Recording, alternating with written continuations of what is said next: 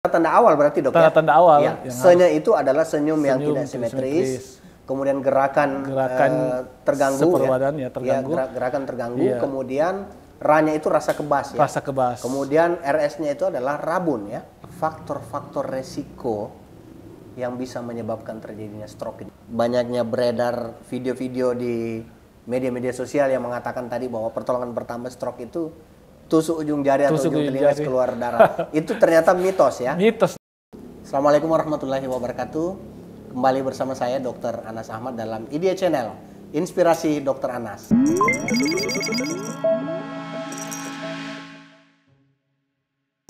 Kali ini saya ditemani oleh seorang teman sejawat ya, Dr. Asriadi Ali, spesialis neurologi. Apa kabar Dokter Siap, Adi? Alhamdulillah, ya. baik, Dokter Adi ya panggilannya ya? Adi dok. Luar biasa. Dokter Adi ini adalah dokter ahli saraf ya. Beliau juga adalah merupakan Direktur Rumah Sakit Umum Daerah Pajonga Daeng Ale, Takalar. Ya. Luar biasa Dokter Adi ya. Dokter Adi, Siap. Hari ini ya, kita sedikit berbincang tentang beberapa penyakit di saraf ya. Nah, selama Dokter Adi berpraktik sebagai dokter ahli saraf, penyakit apa sih sebenarnya yang di lapangan itu sebagai penyakit yang cukup mematikan? Iya, jadi memang dok kalau dokter saraf kan identik dengan stroke sebenarnya. Stroke ya. Jadi stroke inilah penyebab kematian tertinggi. Dan bukan hanya penyebab kematian, tetapi juga penyebab kecacatan tertinggi. Kecacatan. Jadi dua, kematian dan kalaupun ini kecacatan ya. Kecacatan. Jadi sekuelenya itu kelihatan tertinggi. Jadi dua itu dok yang jadi poin. Ini memang yang paling sering ditemukan, ya, sekaligus yang paling mengkhawatirkan dokter paling Adi. Mengkhawatirkan. Ya. Nah, dokter Adi boleh nggak dijelaskan? Karena masyarakat kita mungkin sering mendengar istilah stroke tapi belum tahu apa sih sesungguhnya yang dimaksud dengan penyakit stroke itu gitu. Ya, jadi secara sederhana ini dok ya. Jadi kan menurut WHO itu kan jadi gangguan fungsi atau defisit saraf akibat gangguan pembuluh darah otak yang penyebabnya itu bukan karena sebab lain ya, bukan karena trauma, bukan karena infeksi, tetapi memang yang terjadi secara tiba-tiba. Secara tiba-tiba. Jadi gangguan pembuluh darah otak ya. Suplemen selain karena trauma dan lain-lain. Bukan karena trauma dan lain-lain. Dan berimplikasi pada gangguan saraf. Gangguan saraf. Iya. Jadi itu. Jadi makanya stroke ini karena pembuluh darah otaknya yang mengalami masalah. Gitu. Nah, bagaimana mengenali seseorang bahwa oh ini ada stroke ini? Stroke itu kan misalnya dia dengan kelemahan ya. Sebenarnya ada gejalanya itu segera ke rumah sakit. Jadi segera ke RS ya. Jadi senyumnya tidak simetris. Kemudian gerakan separuh badannya terganggu. Kemudian mengalami kebas rasa kebas di separuh badan. Rasa kebas ya. Kebas. Kemudian rabun ya. Kelihatan rabun. Kemudian itu yang gejala-gejala yang dominan untuk segera ke RS ya. Wah, luar biasa ya. Jadi ini tanda-tanda awal berarti dok ya. Tanda-tanda awal. Ya. Senya itu adalah senyum yang tidak simetris. Kemudian gerakan terganggu separuh badan ya terganggu. Gerakan terganggu. Kemudian R-nya itu rasa kebas ya. Rasa kebas. Kemudian RS-nya itu adalah rabun ya. Rabun. Ya. Jadi itu gejala awal yang harusnya masyarakat itu aware dok kalau misalkan dia mengalami gejala-gejala itu. Begitu ada gejala seperti ini patut dipikirkan jangan-jangan ini adalah stroke. Ya. Berarti kalau ada gejala seperti ini harus segera ke rumah sakit. Dokter Adi ya, dokter saraf ya. Jadi, ini gejala-gejala ringan ya dokter Adi. Gejala ringan. Jadi kadang dia keluhkan kebas-kebas, dianggap seperti gejala seperti biasa ya, kesemutan dan lain sebagainya, dan kadang masyarakat acuh ya, cuek dengan gejala itu dan menganggap tidak itu biasa-biasa saja, padahal itu warning sebenarnya untuk alarm ya, masyarakat harus cepat ke rumah sakit karena ada golden period yang harus kita cepat tangani gitu dok. Nah, kapan gejala stroke ini dikatakan berat? Sebenarnya saya cenderung menganggap kalau sudah ada gejala stroke itu saya sudah anggap sudah itu pasti berat, sudah berat. Jadi tidak bisa kita anggap sudah ringan, tidak bisa dipandang enteng ya. Jadi begitu ada gejala itu menurut saya itu sudah harus segera diperiksakan. Dokter.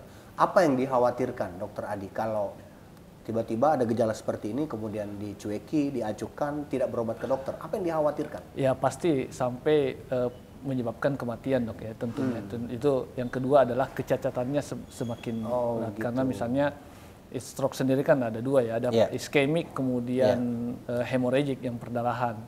Sehingga bisa hemorragiknya bertambah luas, kemudian penyumbatannya mungkin agak sulit untuk segera ditangani apabila pasiennya itu acuh terhadap gejala-gejalanya. Begitu.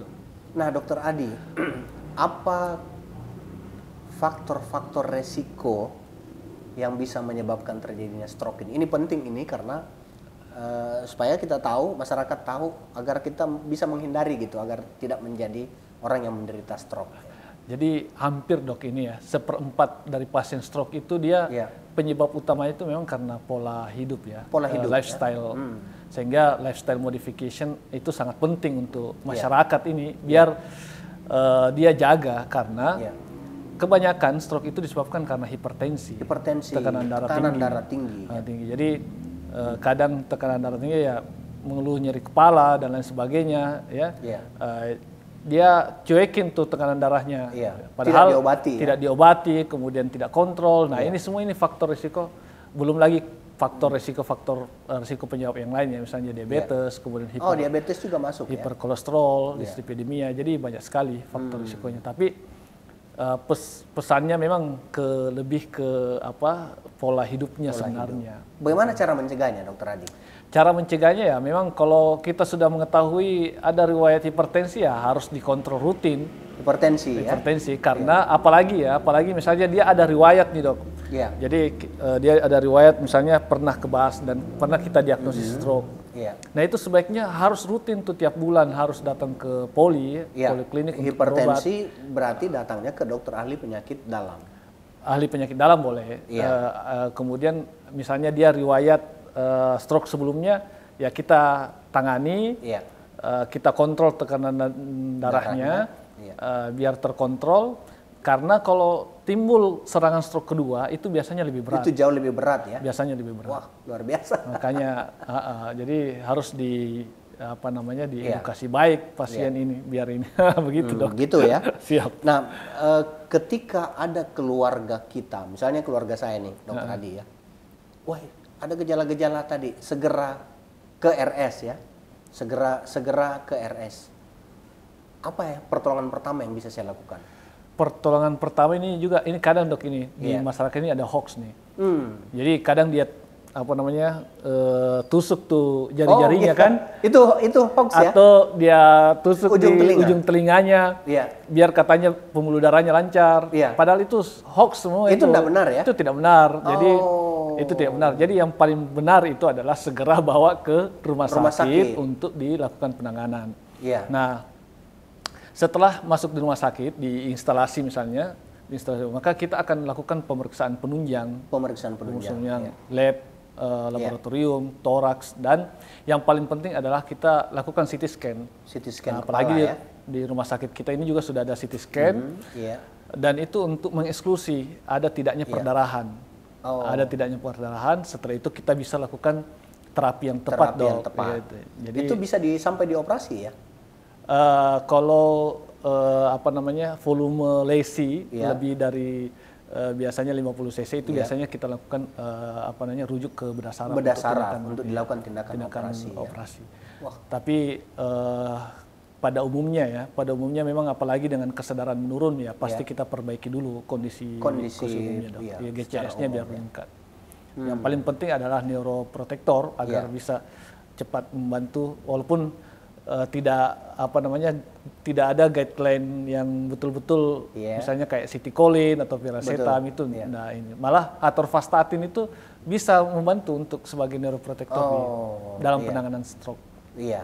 Jadi saya ulangi tadi ya Dokter Adi, terkait dengan banyaknya beredar video-video di media-media sosial yang mengatakan tadi bahwa pertolongan pertama stroke itu tusuk ujung jari atau Tusuk ujung ujung telinga jari. keluar darah. Itu ternyata mitos ya. Mitos Tidak dok. benar ya. Tidak benar. Oh, Nah ini yang masyarakat perlu. harus tahu ini. Nah, sehingga yang benarnya itu adalah bahwa segera ke Rumah sakit. atau ke sarana kesehatan terdekat Siap. untuk mendapatkan pertolongan dari Pertolongan dokter. dari- Itu yang penting ya. Ini nanti akan menjadi pembenaran ke masyarakat untuk menjawab mitos-mitos yang selama ini beredar. Betul, Dok. Nah, Dokter Adi, apa yang Dokter Adi ingin sampaikan kepada masyarakat kita terkait dengan modifikasi pola hidup yang sehat pada masyarakat agar terhindar dari penyakit stroke? Iya, jadi sebenarnya hampir semua sehat itu sebenarnya pilihan. Sehat itu pilihan. Iya, sehat itu pilihan. Jadi Iya. bukan takdir, dok. Bukan takdir, betul. Jadi kita itu mau sehat atau tidak, maka itu tergantung kita. Kita yang sebenarnya. harus memilih ya. Kita yang harus memilih. Dan pada umumnya masyarakat ini kan tahu sebenarnya yang mana makanan sehat, yang mana pola hidup sehat. Iya. Tinggal mereka itu mau tidak gitu, mau tidak atau jangan sampai mereka masa bodoh dengan penyakit. Iya. Jadi kadang ini kan cuma hipertensi ringan atau misalnya ini kan cuma sakit-sakit kepala biasa. Iya. Maka tentu yang paling penting adalah kalau sudah ada gejala-gejala ringan seperti itu ya, yang paling penting adalah kita ke dokter sebenarnya. Dokter pasti akan melakukan pemeriksaan secara profesional, kita periksa fisik, kemudian kita periksa laboratoriumnya, kemudian penunjang yang lainnya untuk mengantisipasi karena sebenarnya tidak ada itu stroke atau penyakit yang mendadak sebenarnya ya. Betul, iya. Tapi dia adalah proses perjalanannya panjang perjalanannya ya, sehingga itulah yang kita ingin edukasi ke masyarakat agar lebih aware sebenarnya terkait dengan makanan yang dia konsumsi, pola hidup atau olahraga rutin, kemudian kadang stres juga berpengaruh. Stres ya. Jadi harus mengurangi stresor. Mengurangi stres harus dok. Jadi harus lebih banyak senyum-senyum lah. Lebih banyak senyum, lebih banyak refreshing. Refreshing. Lebih banyak bersedekah ya. Kalau bersedekah itu wajib kayaknya dok. Baik, Dokter Adi. Siap. Saya kira ini menarik ya terkait dengan stroke ya, karena tadi Dokter Adi menyampaikan bahwa ini adalah penyakit yang sangat kita khawatirkan dan angka kejadiannya juga sangat tinggi ya, Dokter Adi ya. Ini memang kita lihat setelah kehidupan ini jauh lebih modern, angka kasus-kasus seperti ini memang lebih tinggi. Dan saya kira apa yang disampaikan Dokter Adi tadi sangat penting buat masyarakat sebagai bentuk pembelajaran agar kita semua dapat memilih hidup sehat ya, karena sehat itu adalah pilihan, sehingga kita dapat melakukan memodifikasi pola hidup untuk menuju ke hidup sehat agar terhindar dari stroke. Demikian Idea Channel bersama saya Dr. Anas Ahmad. Wassalamualaikum warahmatullahi wabarakatuh.